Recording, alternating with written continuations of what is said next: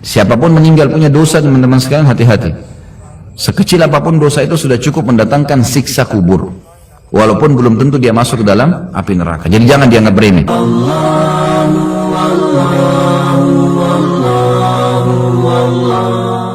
Semua orang yang punya dosa, semua orang yang punya dosa dan tidak sempat bertaubat di dunia, maka sudah cukup mendatangkan azab kubur padanya, walaupun dia belum tentu masuk ke neraka. Karena untuk masuk ke neraka harus ada timbangan amal hari kiamat. Beda kalau orang kafir dan orang musyrik. Orang munafik itu tidak ada lagi timbangan amal. Mereka sudah langsung diseret ke dalam api neraka. Ditimbang amal ini adalah orang-orang yang beriman. Orang yang beriman kepada Allah tapi masih punya dosa, maka ditimbanglah amalnya. Melalui timbangan ini nanti dilihat, kalau amal baiknya lebih banyak, maka dia masuk ke dalam surga. Kalaupun amal buruknya lebih banyak, masih dilihat lagi apakah Allah masih mau memaafkan dia, atau misalnya dia masih bisa mendapatkan syafaat saudara-saudaranya, kerabatnya, orang yang kenal dia, atau Rasulullah SAW sendiri, bisa saja. Jadi dia bisa saja selamat ke surga. Jadi untuk masuk ke neraka itu ada proses, tapi azab kubur nggak ada prosesnya. Siapapun meninggal punya dosa, teman-teman sekalian, hati-hati. Sekecil apapun dosa itu sudah cukup mendatangkan siksa kubur, walaupun belum tentu dia masuk ke dalam api neraka. Jadi jangan dianggap remeh. Makanya kisah yang masyhur berhubungan dengan masalah ini adalah kisah Utsman bin Affan radhiyallahu anhu yang pernah menziarahi kuburan lalu terisak-isak menangis seperti anak kecil. Lalu beberapa teman-temannya di zaman khilafah beliau berkata, "Wahai Amir Mukminin, kenapa anda menangis melihat kuburan? Padahal Nabi SAW sudah menjamin buat anda surga. Dan anda ini siapa? Terkenal anak mantunya Nabi SAW, ya, dapat jaminan surga. Nabi sebutkan lisannya langsung, Utsman di surga, dijamin. Bagaimana bisa anda menangis seperti ini?" Jawaban Utsman radhiyallahu anhu sangat bijak. Orang yang beriman dan berilmu punya jawaban yang tepat. Dia mengatakan, Rasulullah SAW menjamin buat saya surga, tapi tidak menjamin saya selamat dari siksa kubur. Dari mana jaminan saya disiksa dulu di kubur? Nanti saya masuk surga, betul. Tapi di kubur disiksa dulu karena masih ada dosa. Maka pemahaman yang dikeluarkan oleh para ulama tentang tadi saya bilang, dosa itu sekecil apapun sudah cukup untuk membuat adanya siksaan, gitu kan? Itu karena pernyataan Utsman bin Affan yang menyebutkan statement tadi, gitu kan? Jadi kita harus memahami poin ini, teman-teman sekalian. Makanya jangan pernah tunda minta maaf sama orang. Jangan pernah tunda mengembalikan haknya orang lain. Jangan pernah menganggap remeh dosa-dosa kecil. Tidak boleh sama sekali. Karena kita akan lihat nanti salah satu penyebab azab kubur adalah tidak cebok pada saat kencing. Masalah kecil yang dianggap kecil oleh orang, gitu kan? Banyak orang anggap remeh. Maaf, banyak saudara-saudara kita yang membawa taksi, kendaraan umum di luar sana, kemudian kadang-kadang kita lihat di pinggir jalan kebelet kencing, main mampir sembarangan saja, ya, kencing sembarangan, tidak membersihkan dirinya. Ini berbahaya, penyebab azab kubur. Kata ulama, kalau kencing saja itu sudah menjadi penyebab, bagaimana dengan buang air besar? Bagaimana dengan orang junub tidak mandi? Bagaimana dengan hal-hal yang lebih besar lagi, gitu kan? Karena memahami hukum-hukum syar'i seperti ini, kalau hal yang kecil saja dilarang, berarti hal yang besar lebih pantas untuk dilarang. Kalau hal kecil saja mendatangkan azab, berarti hal yang lebih besar lebih pantas mendatangkan azab. Jadi harus hati-hati, gitu kan? Kalau amal ibadah kecil kita kerjakan sudah besar pahalanya, bagaimana dengan amal yang wajib misalnya, atau amal yang besar yang kita kerjakan? Kalau umrah fadilahnya besar, berarti haji lebih besar. Kalau sholat sunnah besar, tahajud, maka sholat 5 waktu lebih besar pahalanya, dan seterusnya. Jadi poin-poin ini dalam mukaddimah kita harus difahami baik-baik, gitu kan?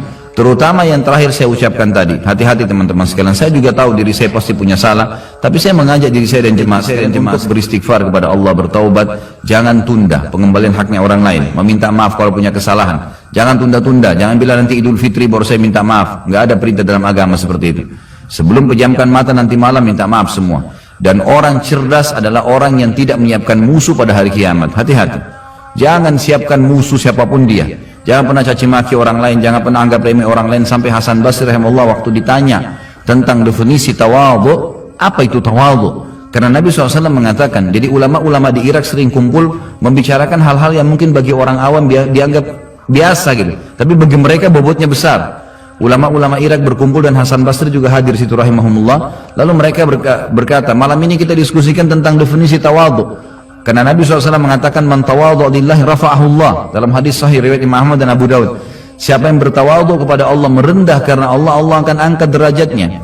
Maka setiap orang ulama memberikan definisinya masing-masing sampai akhirnya tiba di giliran Hasan Basri rahimahullah, mereka berkata, wahai apa pendapat anda wahai ayahnya Abdullah? Ya, maka Hasan Basri mengatakan kalian sudah memberikan banyak sekali definisi. Kalau menurut saya tawadhu ialah jangan kau lihat siapapun muslim di depan matamu, ya, kecuali kau sudah langsung menanamkan dalam dirimu kalau dia lebih baik daripada kamu.